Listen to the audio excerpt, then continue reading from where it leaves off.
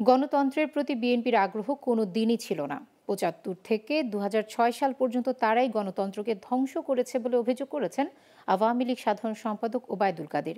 বিকেলে ধানমন্ডিতে আওয়ামী লীগ সভাপতির কার্যালয়ে সম্পাদক মণ্ডলীর সভা শেষে এ অভিযোগ করেন তিনি। এ সময় তিনি হুঁশিয়ারি দিয়ে বলেন, উপজেলা নির্বাচনে যারা দলীয় শৃঙ্খলা ভাঙবে তাদের কোনো না কোনোভাবে শাস্তির মুখোমুখি হতেই হবে।